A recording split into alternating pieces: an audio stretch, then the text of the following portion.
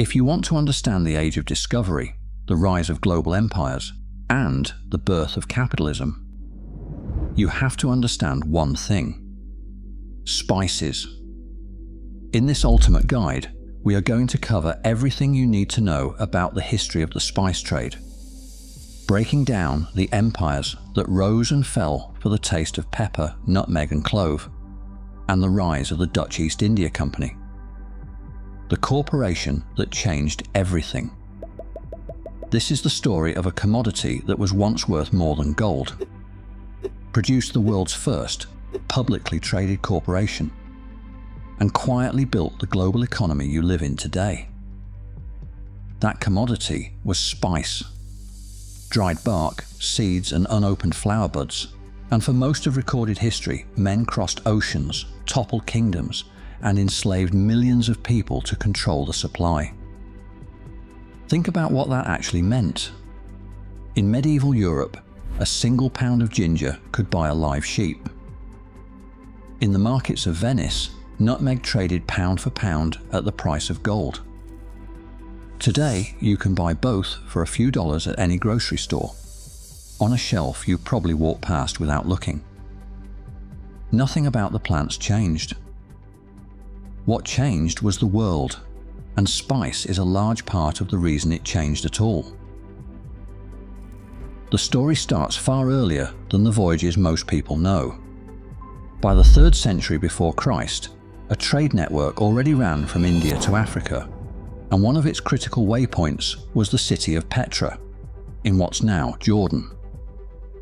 Through Petra moved Indian textiles, rare African woods, pearls, precious stones, and the goods the route was named for: frankincense and myrrh, both as valuable as gold in their day.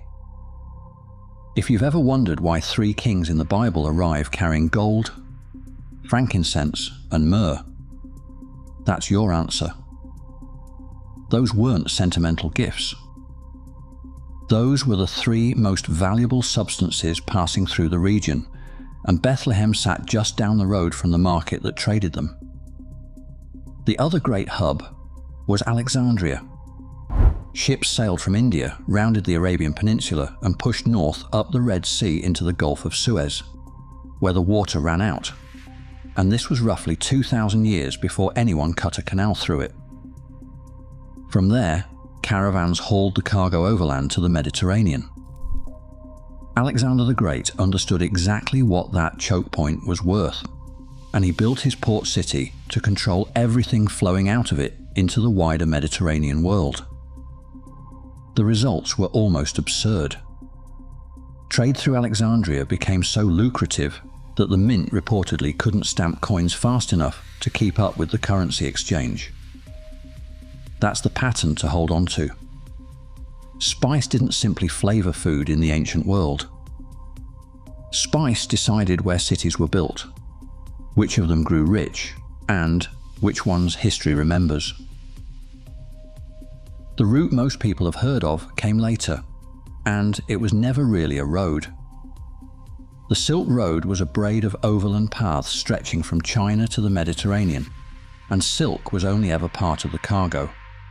Jade moved along it. Glass, slaves, spices in enormous quantity, and ideas, which turned out to matter more than any of it, because paper and gunpowder were both invented in China and reached Europe by travelling this network carried alongside the pepper and the cinnamon. It carried storytellers too. Marco Polo travelled these routes, and so did Ibn Battuta. Both wrote accounts vivid enough that, for most readers back home, those pages were the first contact they ever had with the cultures at the other end of the world. Trade was moving more than goods. It was moving the mental map of what the world contained. Cities grew up along the network, the way towns grow up along a highway, dozens of them stretching from Turkey to China to India. Some are still standing. Others, like Petra, were swallowed by time. But one of them mattered more than the rest, and it was founded on exactly the same logic as Alexandria. Constantinople sat on the Bosphorus Strait, the narrow passage connecting the Black Sea to the Mediterranean. Every ship moving between them had to pass through. Alexander had seen an opportunity in a choke point and built a city to own it.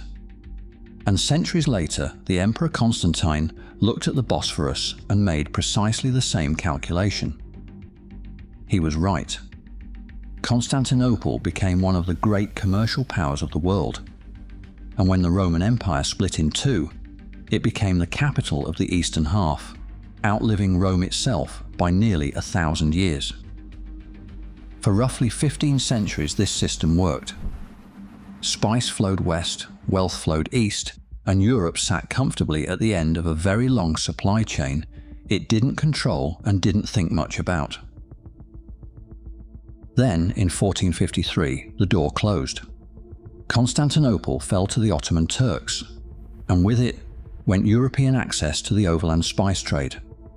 The new rulers of the Bosphorus understood the same thing Constantine and Alexander had, which is that whoever holds the choke point sets the price. They restricted supply, they raised prices, and the merchants of Europe, who'd spent centuries assuming pepper would simply arrive, suddenly found the tap turned down.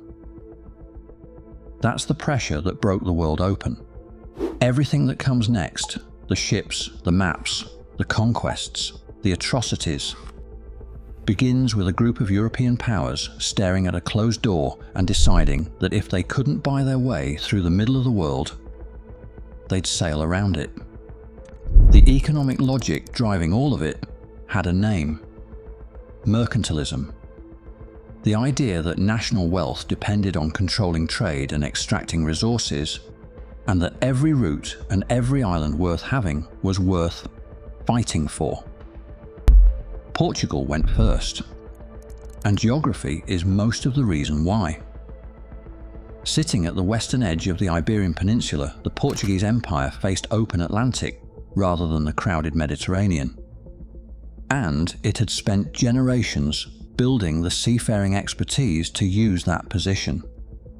If any European power was going to attempt the impossible route, south along the entire length of Africa and around the bottom, it was going to be them. In 1488, Bartolomeu Dias did it. He rounded the southern tip of Africa and proved the passage existed, which was the single piece of information Europe had been missing. The waters down there are genuinely violent, with enormous swells and storms that have been sinking ships for as long as ships have gone near them.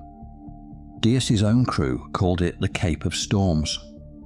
It was the Portuguese king who renamed it the Cape of Good Hope, which tells you exactly what the crown thought it had just acquired. 10 years later, Vasco da Gama followed the same passage all the way to India and completed the sea route Europe had been chasing. The route still fought them. Sailing south along the African coast meant pushing against a northward current the entire way, and progress slowed to a crawl. Portuguese navigators eventually worked out a counterintuitive solution, which was to swing far west into the open Atlantic. Let the great circular current of the South Atlantic carry the ship, and come back around to Africa's tip with the ocean doing the work. It was faster. It was also a long, expensive, dangerous voyage that nobody was thrilled about. Which is why in 1492 Christopher Columbus pitched a shortcut. Sail west. Keep going. Come out the other side in Asia. He wasn't trying to discover anything, he was trying to reach the spice markets of the East by a cheaper road. And he was working from a globe that was the right shape and badly wrong size. The Americas were in the way. He never accepted that, which is why he called the islands the West Indies and called the people living there Indians, a name that has stuck for more than 500 years. Columbus sailed for Spain, and Spain spent the following century extracting everything it could from the territory he stumbled into. Gold, silver, chilies and allspice, which were genuine additions to the world's spice cabinet. And land, taken through the conquest of the people already living on it. Portugal, meanwhile, kept working its African route, until that westward swing went a little too far. In 1500, Pedro Alvarez Cabral drifted deep enough into the Atlantic to make landfall in South America, and he claimed it for the crown while he was there. That navigational overshoot is the reason Brazil speaks Portuguese today, while nearly every country around it speaks Spanish. And here the story turns dark in a way that never fully turns back. Portuguese ships working their way down the West African coast began purchasing enslaved people from local rulers, and as other European powers entered the trade, purchase escalated into kidnapping and organized raiding. Millions of Africans were shipped across the Atlantic, most of them to the Caribbean and to Central and South America, to work sugar plantations under conditions lethal enough that the enslaved population had to be continuously replaced to keep the fields producing. The transatlantic slave trade didn't begin as an end in itself. It began as a byproduct of European powers trying to find a cheaper way to buy pepper. In 1580, the Portuguese royal line hit a succession crisis, and King Philip of Spain moved in and absorbed the country. One of the first orders of business was cutting the Dutch out of the trade arrangements they had enjoyed with Portuguese shippers for years. The Dutch had been the distribution layer of Northern Europe.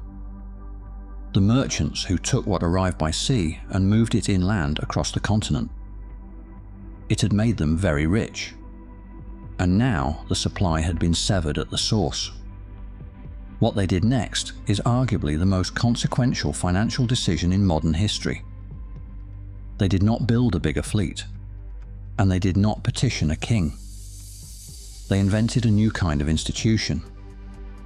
In 1602, Dutch merchants merged their competing ventures into a single entity and did something nobody had done before. They sold shares in it to the general public. Any citizen with money could buy a piece of the enterprise and collect a portion of the profits. This was the world's first publicly traded company, the Dutch East India Company, the VOC, and it was born directly out of the Dutch Golden Age, that extraordinary period when Amsterdam became the financial and commercial capital of the world. Every stock exchange on Earth is a descendant of it, and it existed because a group of merchants wanted uninterrupted access to pepper, nutmeg, and cloves. They called it the Dutch East India Company, the VOC, and the connection to spice was completely literal.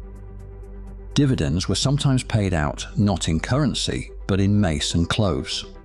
Mace being the crimson outer casing of the nutmeg seed, harvested from the same fruit, and so tightly tied to the Banda Islands that the two were essentially synonymous. The product was the money. What that company became within 2 decades is difficult to overstate. It held territory across India, Indonesia, Southern Africa, and both American continents.